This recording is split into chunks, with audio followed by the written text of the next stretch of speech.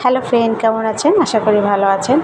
আজকে সকালবেলা ব্লগটা আমি করতে পারিনি, কেন সকালে প্রচণ্ড কাজ ছিল। আর এখন বাজে দুপুর 2টো। এখন মোটামুটি আমার সব কাজ কমপ্লিট হয়ে গেছে। এদিকে রান্না বান্নাও হয়ে গেছে, সংসারের সব কাজ গোছানো হয়ে গেছে। দেখুন, আর রান্নাঘরও পরিষ্কার আছে।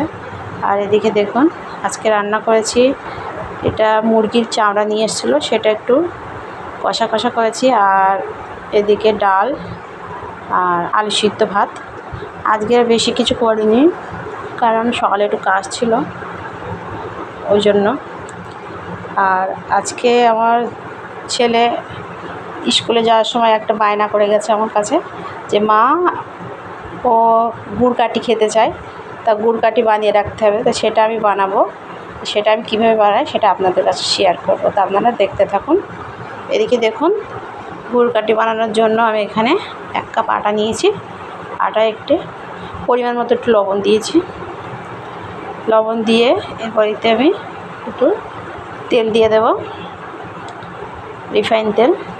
ওটা ভালো করে মাখিয়ে নেব। মানে তেলটা দিতে হবে যতটা, মানে আটাটা হাতে মুঠোয়, মানে মুঠো করা যায়, মানে দোলা পাকিয়ে যায়, সেই হিসেবে আমার তেলটা দিতে হবে। দেখুন, এটা আবার আরও ভালো করে মাখাতে হবে। আমার এখনও মাখানো হয়নি। তারপর ওটা আমার মাখানো হয়ে গেছে। তারপরেতে আমি পরিমাণ মতো একটু জল দিয়ে দেবো। দিয়ে ওটা আমি একটা দোলা পাকিয়ে নেবো। দেখুন, আমার আটাটা ছানা হয়ে গেছে। এই এতটা আটা, এটা আমি সব করব না, এটা হাফ করব, কেননা অনেকক্ষণ লাগবে করতে। তারপরে ওটা আটাটা আমি ছোট ছোট করে আলাদা আলাদা করে লেচি কেটে নিচ্ছি। এইটুকু লেচি করতে হবে, এর থেকেও আলাদা, এর থেকেও মানে একটু 2 ভাগ করতে হবে। তারপর দেখুন, লেচি কাটা হয়ে গেছে আমার। আর এটা আমি আপনার পিড়েও নিতে পারেন। এদিকে আমি একটা থালা নিয়েছি, থালার পিঠে এইরকম করতে হবে। দেখুন, এভাবে লম্বা লম্বা করে, যেভাবে আমি করলাম, বা হাত দিয়েও করতে পারেন।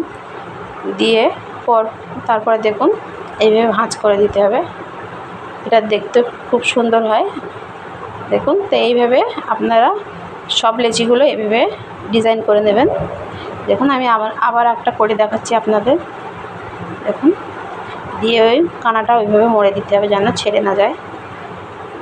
তো এইভাবে আমি বাকি কাজটা করে নিই। দেখুন, আমার এদিকে গুড় কাঠির জন্য এগুলো রেডি হয়ে গেছে। আর তারপর আমি এদিকে দেখুন, গ্যাসে একটা কড়াই বসিয়ে দিয়েছি। কড়াইটা গরম হলে এতে আমি তেল দিয়ে দেবো, পরিমাণ মতো তেল দিয়ে। তেলটা দেওয়া হয়ে গেছে। এরপর আমি তেলটা গরম হলে এগুলো আমি তেলে দিয়ে দিচ্ছি একটা একটা করে। খুব সাবধানে দিতে হবে, কেন জড়িয়ে যায়।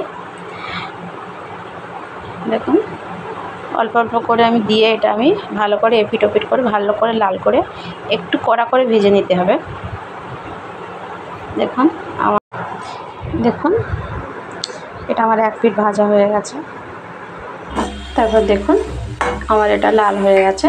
হ্যাঁ, এটা আমি এরপরে তুলে নেব, নিয়ে আমি আপনাদের দেখাচ্ছি।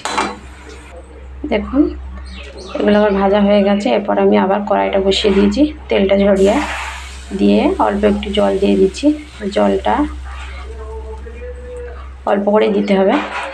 এরপর আমি জলে পরিমাণ মতো চিনি দিয়ে দেবো। আপনারা যে যেমন মিষ্টি খান সেই হিসেবে চিনি দেবেন।